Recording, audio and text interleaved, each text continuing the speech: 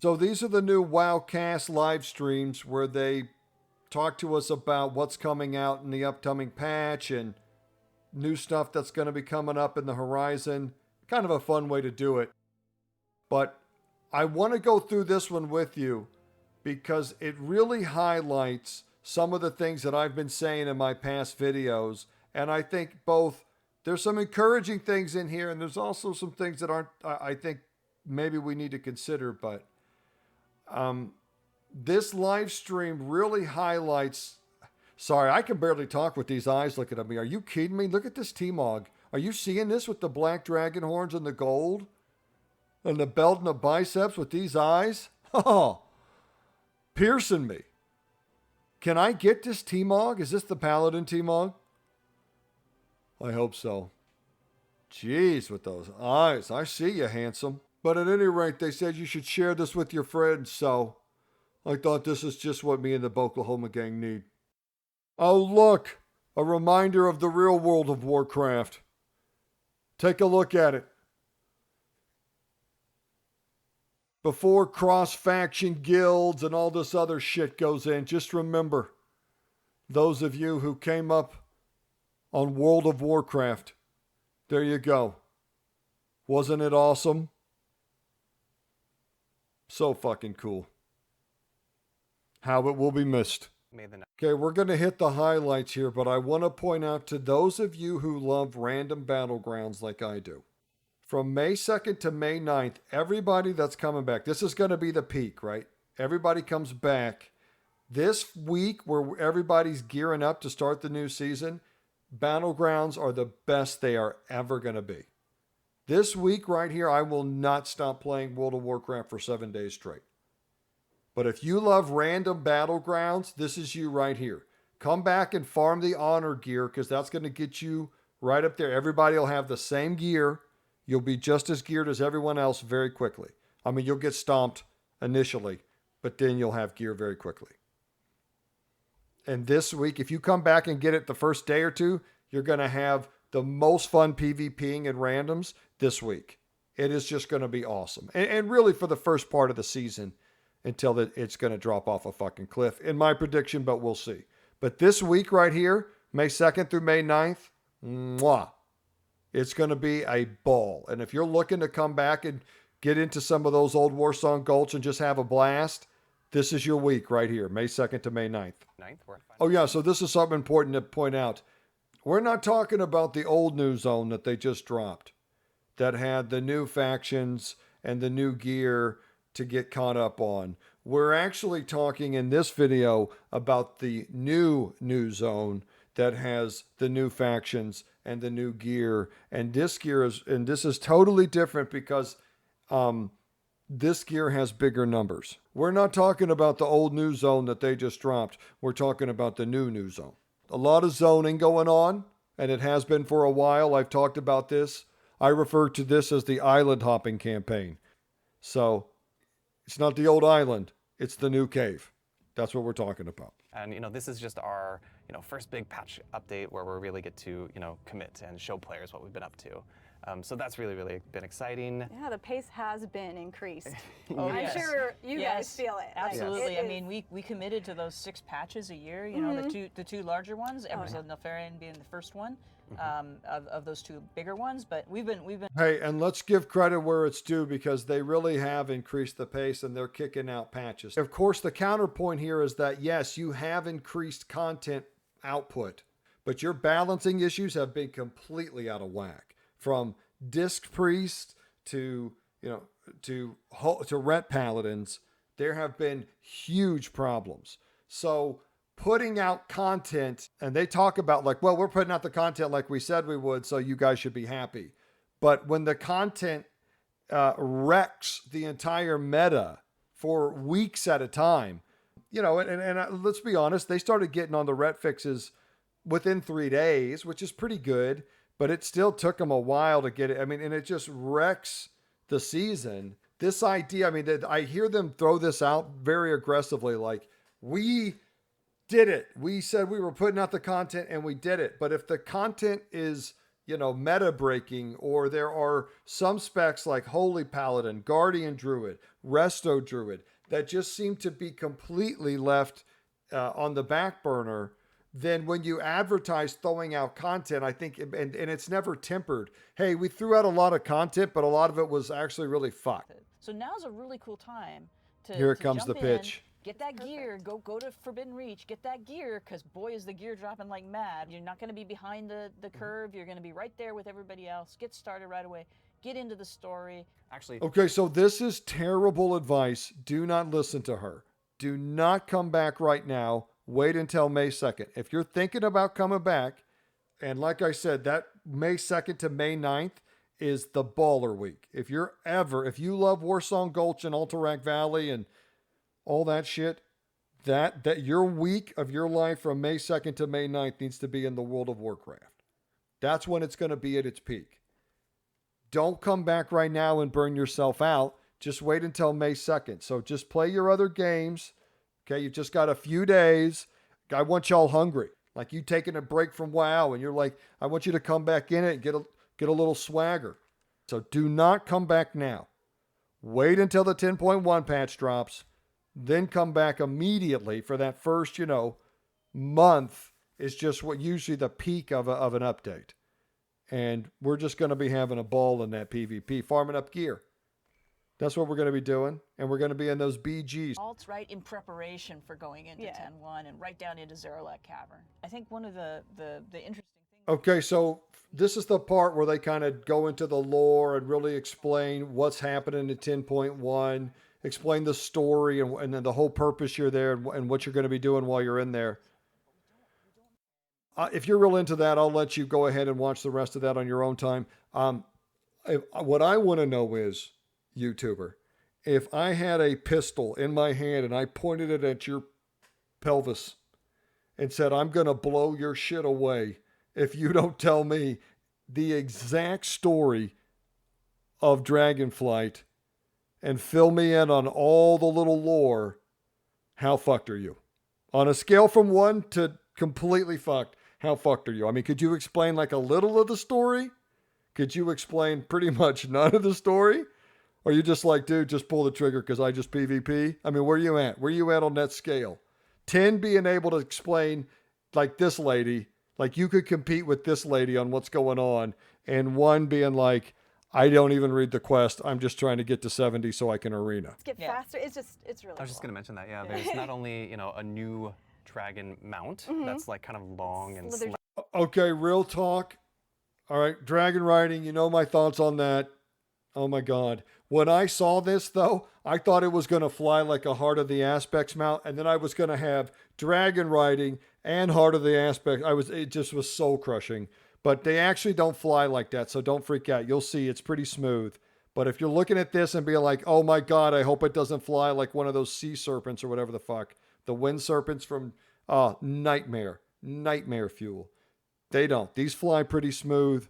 They still dragon ride, so they still do the thrust thing, but I mean, they do look a little more like thrusty dragons, I guess. Super cool looking. And, when we were talking about like, okay, well, we've got dragon riding. It's been such an awesome addition to World of Warcraft, and everyone has reacted so positively. So we're like, okay, well, like what?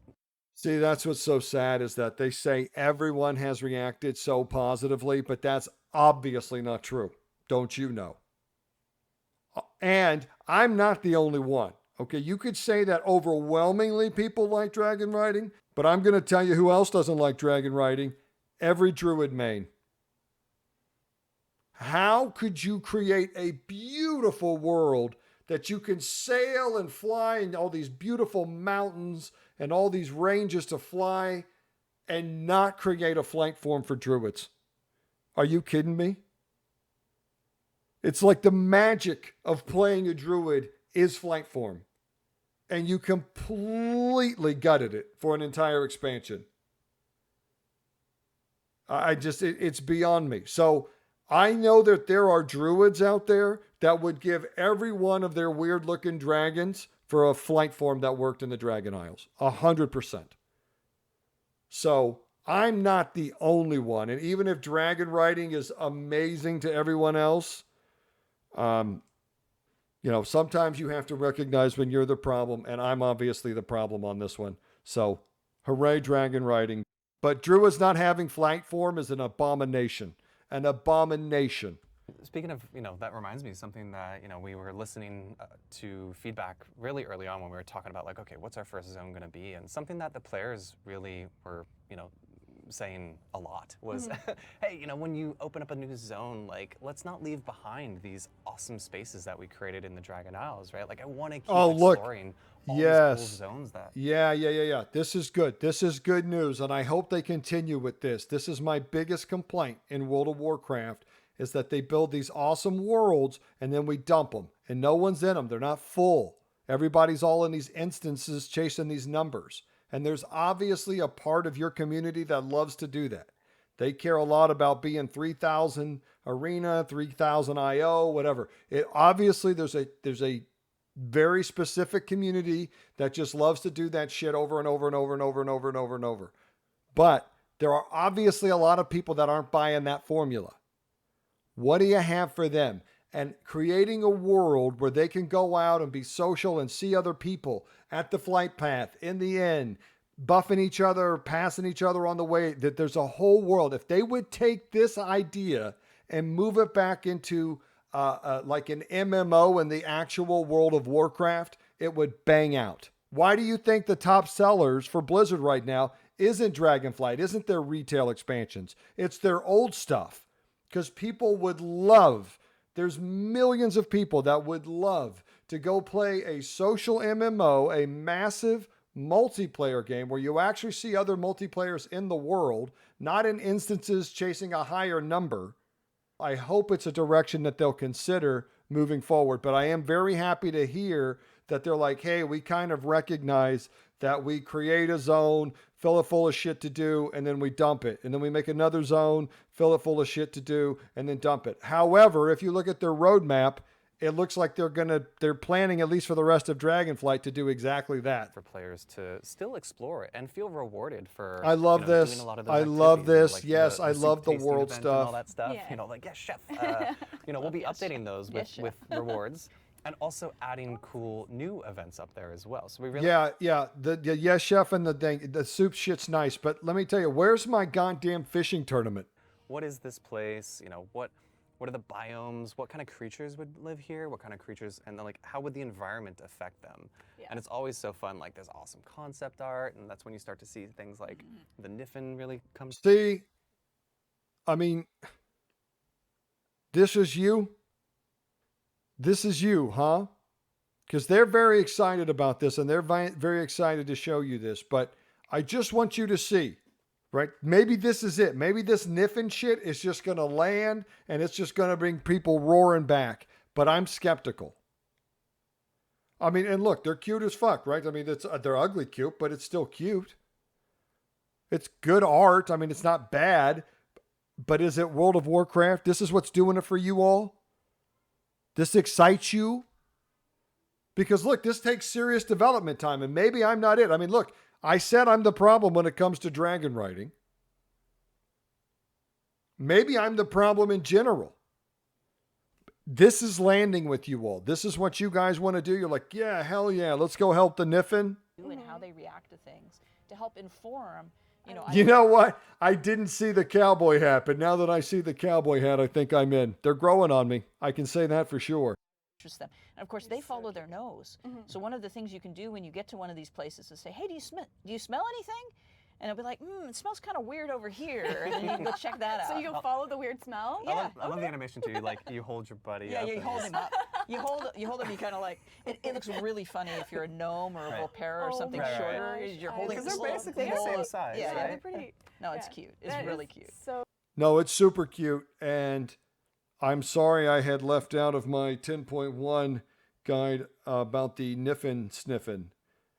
So for those of you who that really lines up with, and you just think that's adorable and fun and exciting, there will be Niffin sniffin, and I had left that out, and so I apologize. Totally. There's so many new features with Embers of Neltharion. Personally, my favorite is cross-faction guilds and being able to play the race that I want to, but also this one just breaks my heart. On the opposite faction, I am super stoked about that. Oh, makes me sick. I don't know how I'm going to do this. I got to tell you, this is keeping me up because I mean, I don't know what to tell you, family. It started for me all the way back on those chains and molten core. You know, I was just running down them, trying to get to my raid in peace. And then some undead priest mind controlled me and threw me in the lava. Threw a shadow word paint on top of me just for good measure. And it was in that flame that a hatred was ignited. Okay, so you can't blame me for what happened. And it just continued from there. And then I thought, well, I got to get better at this. And I kind of got hooked. And then, of course, I started emceeing people. And then I got little mind control duels, right? And then I started going to PvP as it came out. Still clicking like a man all the way. No keybinds, nothing.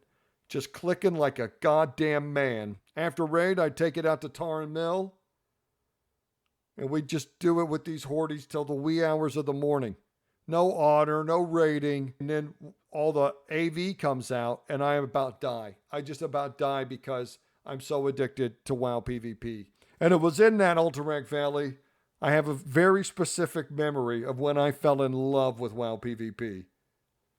Okay, because I'm sitting here on my priest just spamming power word shields and healing, just clicking those buttons. And a troll hunter, I'll never forget this.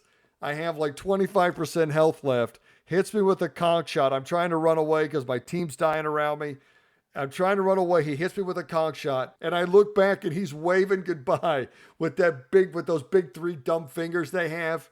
And then he winds up an aim shot and just put me in the ground. And that was the moment I fell in love with WoW PvP. And I knew forever that I would hate hordes. It is what it is, and maybe they have to do this for the survival of the game. And I get it. You got to make decisions when shit gets rough. Sometimes you got to do what's right for the community, and maybe this is what's right for the community. But I hate it. I hate it that it's come to this, and I go back. And I know there's this is what's weird is that I hate the horde so much, and I know there's someone out there, a horde, who hates the alliance so much. But that heat from that hatred we both have now forges us together like brothers in this moment. So to that horde who just can't stand the alliance, just know that I know your pain. And in this brief moment, we are together as one. We are adding new PvP talents. So, with the launch of Dragonflight, we redid the entire talent tree and the entire talent system. So we really felt like that's a lot of change, right? Like PvPers are going to have a lot of fun, like exploring the different talent builds that they can do. And I know a lot of PvPers have their solo shuffle talent builds. This is great, and I'm really excited with the PvP talent changes. There just needs to be one of the things that I would love to see is that they would just make some, and I would really encourage this amongst the team. It's just that they would make some that are fun, that are just utility or do something kind of crazy. I don't know. Just let the sky be the limit. But just make some that are fun. And even if you need to disable them in competitive PvP, do so. But like things like Ice Wall are just great. The problem, of course, is you want to sit here and pitch ideas and tell them, hey, you should do this and you should do that. And, this is a great idea. But I mean, this could be a team that is now depleted, right? Because they've cracked down on this work from home shit. They're hemorrhaging talent. And I don't want to come out here and be like, what you should do when we'll see. But, you feel hesitant to like really crack down on the criticism or even give suggestions because it sounds like they're already having to cut content to ship because of, shortages. And that's coming from one of their developers. So whatever good ideas we have, I don't even know if they're going to have the staff to put them in the game anymore. We'll see. Then in terms of particular changes we might be making to here it comes activities. My fourth not so much my fourth WoW to video said that solo shuffle was going to dominate everything. So we're going to kind of leave that 2v2 and 3v3 were something dead. That we did identify as just like, okay, now that there's so many people doing solo here you shuffle, go.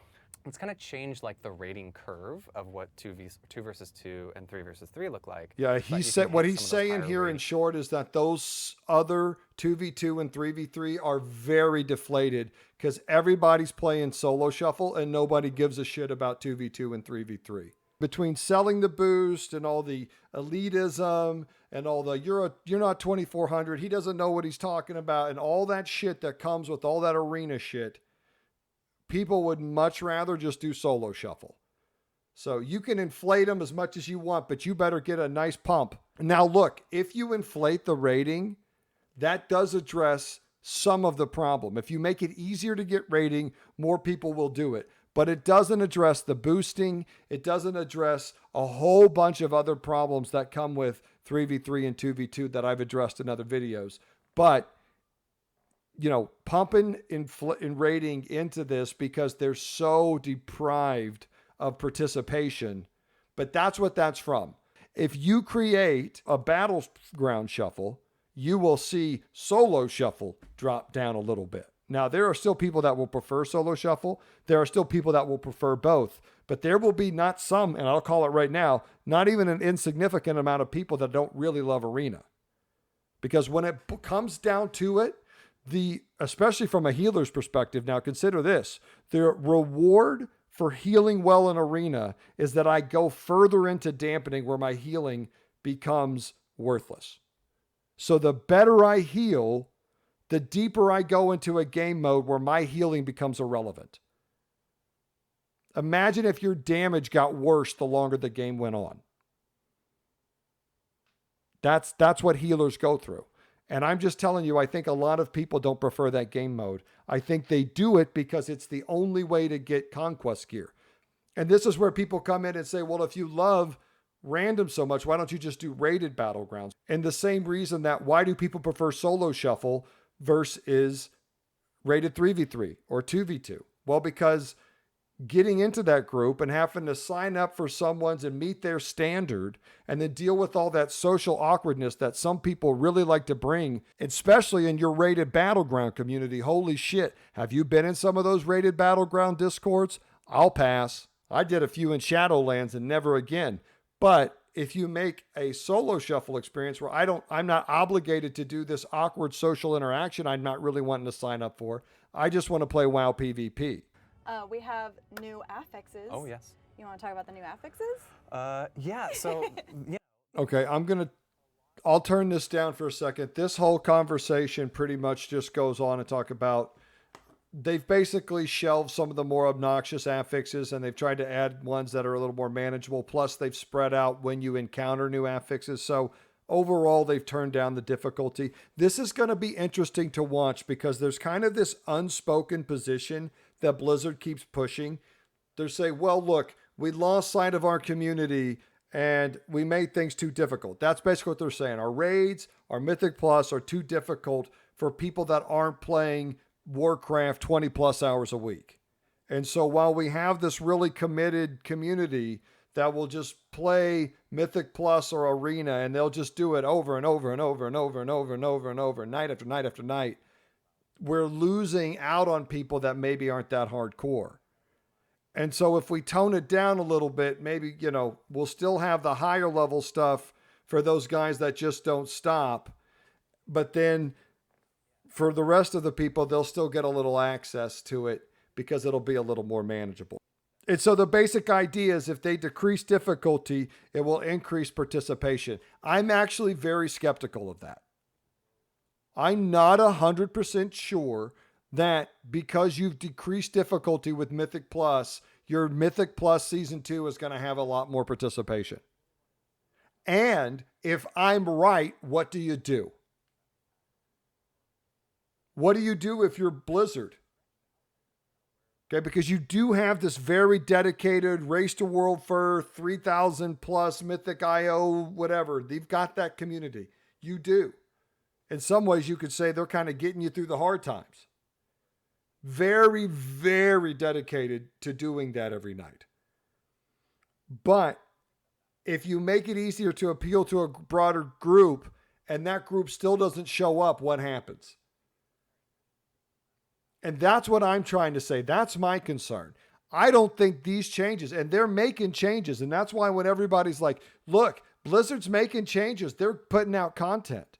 They're putting out content at a rate that they've never put out content before. Yeah, but that doesn't matter if people don't give a shit. Okay, if you're putting out content, but people aren't coming to play the content, who gives a damn? This is what you always hear from Blizzard. We like positive feedback. We like positive feedback. We only like positive feedback, constructive feedback. Why should you get positive feedback? Because no matter what the tier lists are going to say about 10.1, I think those of us are, if you're a little closer to my age, out here in adult land, the only thing that matters is, are you making money? And on that tier list, Dragonflight did not put out. They invested millions of dollars, invested it in this art team to develop a product to make millions more dollars, and it did not live up to what they were hoping. That's why they're in here right now talking like high-pressure salesmen. You got to come back. It's a great time to come back. It's a great time. When actually it's not. It's a terrible time to come back. You should wait until 10.1 drops. That's a great time to come back.